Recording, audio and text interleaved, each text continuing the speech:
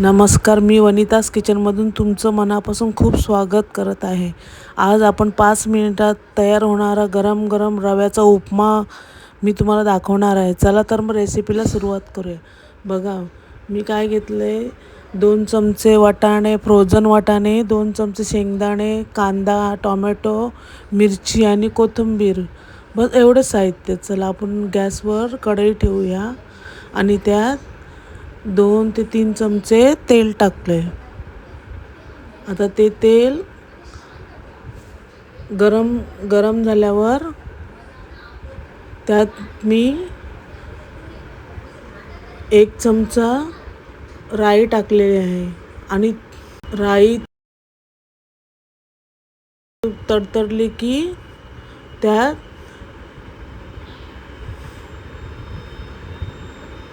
ती बघा कशी राई तडतडली. अशी राई तडतडली की खूप छान टेस्ट येते. राई तडतडली की त्यात 10-12 कढीपत्त्याची पानं, मी 2 चमचे शेंगदाणे, कच्चे शेंगदाणे घेतलेले आहे आणि ते पण सुद्धा त्याच्यात परतूया. ते कसे शेंगदाण्याचा असा आवाज आला ना की झालं. मग थोडंसं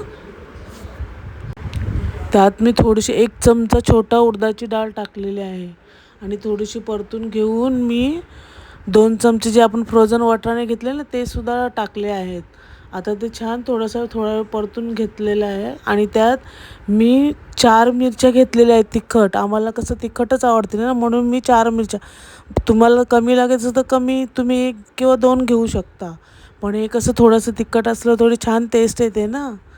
तर कांद्यासोबत मी टोमॅटोही सोबत टाकून परतून घेत आहे.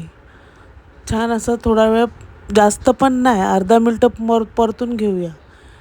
आणि त्यात मी आता ते पटकन मऊ व्हायसाठी 1 चमचा मीठ टाकते. म्हणजे त्याने पटकन काय अर्ध्या मिनटातच होईल, ते मऊ होतील कांदा आणि टोमॅटो. असं परतत राहूया आपण. फक्त अर्धा मिनटं, जास्त पण नाही. जास्त करपवायचंच नाही आपल्याला, थोडंसं फक्त परतायचं आहे. कारण की त्याच्यात फ्रोझन वाटाणे शेंगदाणे पण टाकलेत ना, मग ते थोडेसे शिजू द्या. म्हणजे तेलामध्ये कसं परतत थोडा वेळ राहिला की ते शिजतात. आता त्यात थोडीशी कोथिंबीर त्यात परतते. कोथिंबीर ते कांद्यामध्ये टाकले की त्यात कोथिंबीरची ते चव खूप छान लागते कांद्यामध्ये. नंतर आपल्याला वरून पण टाकायची आहे उपमा तयार झाल्यावर, पण ते कांद्यात टाकल्यावर पण त्याची टेस्ट खूप छान उतरते त्याच्यात. त्याला अजून थोडा वेळ थोडा वेळ कुठं हो, अर्धा मिनिटच परतत राहूया. बघा, हे शेंगदाणे वाटाणे पण शिजलेले आहेत आणि टोमॅटो पण मऊ झालेला आहे. कांदासुद्धा गुलाबी रंगावर आलेला आहे.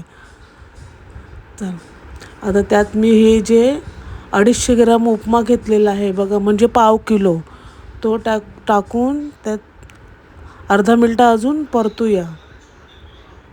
अर्धा ते 1 मिनटं ते रवा थोडासा गुलाबी रवा म्हणजे थोडासा भाजून घेऊया. थोडासा रव्याचा रंग बदले पण थोडंसं भाजून घेऊया.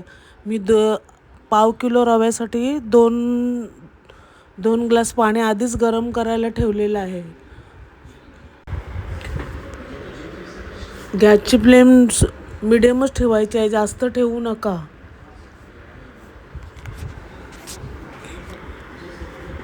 परतत राहा, कारण की रवा करपणार, याची हे नका करू. रवा करपेल त्यासाठी आपण परतत राहा. आता मी त्यात 2 ग्लास जे गरम पाणी ठेवलेले ते टाकलेलं आहे. बघा किती रवा किती छान फुलून आलेला आहे.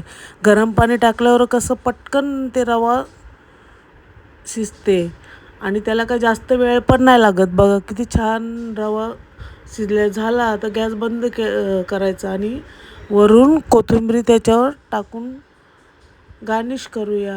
चला, माझी व्हिडिओ आवडली असेल तर व्हिडिओला लाईक करा, शेअर करा, कमेंट करा. बघा,